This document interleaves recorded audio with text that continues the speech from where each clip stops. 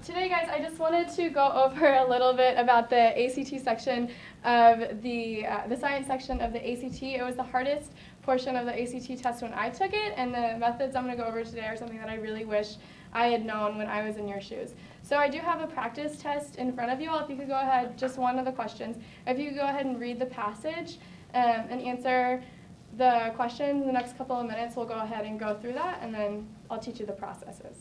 So now that I've collected all your tests and I've kind of went through what you guys have written down, I've noticed that only about a third of you were getting the questions right. So the process I'm about to teach you is going to be really beneficial when you go through the test. It's going to let you cut down the time that it takes to answer each question.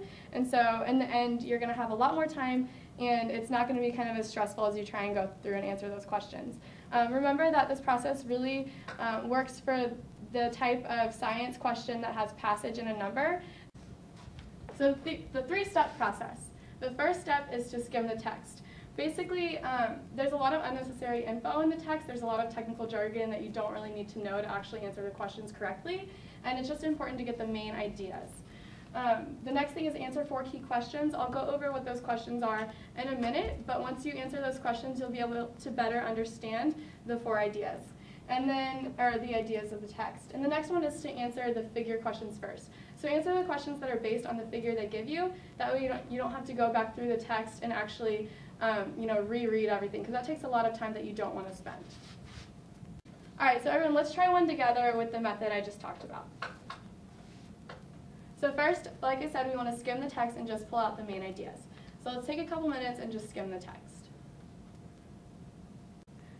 All right, so there are 2 main things I pull out of that text. The first is that there's obviously outdoor and indoor cats, and that outdoor cats go outside for about 6 hours a day. And the second is that the colder it is, the darker fur that Siamese cats actually have. If we can go on to step 2, it's answer the 4 key questions. So the 4 key questions are: what does the figure represent? What do the labels tell you? What are the units? And what are the patterns of the data? This is really important to understand what's actually going on in the passage. So the answers that I found to these questions are: the figure represents the effect of temperature on skin color. The labels are the percentage of dark fur, the temperature outside, outdoor and indoor cats. The units are degrees Celsius for the temperature, and the percentage jumps by 10. And the patterns in the data are that it seems that as temperature gets warmer, outdoor cats have less dark fur, and indoor cats have the same constant low amount of dark fur. So on to step 3, we're going to try and answer the figure questions first. Can you all look at these 2 questions and tell me which one you think is the figure question? 2. Yeah, you're right. So you can see that just by looking at the first sentence of both the questions, number 2 says according to the graph. So we're going to focus on that one first. And so according to the graph, what's the most likely temperature outside if outdoor Siamese cats have 45% of their bodies covered in dark fur? So how would you go about answering this, guys? What do you think? Kirk? I would look at the graph when the temperature is 3 degrees and look at the percent of the body fur at 3 degrees. Okay, so you come over here and look at 3 degrees first? Yes. Why?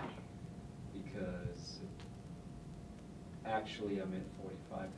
45? Okay, I'm assuming you meant because you would look at 45% and it's 3 degrees, right? Yes. Awesome. That's perfect. That's exactly what you should be doing on figure questions. So what I'm going to do is I'm going to go ahead and pass back out the same test you all just took, and I'm going to have you go through and use this method. So if we can show the 3-step method one more time, we're going to go ahead and take the test again. Just use this method, and we're going to see what you all do. Okay? Mom. All right. So now that we've went through the process and you're able to take your tests, I found that you all did a lot better. 90% of you now were able to answer all the questions correctly, which I think is really exciting.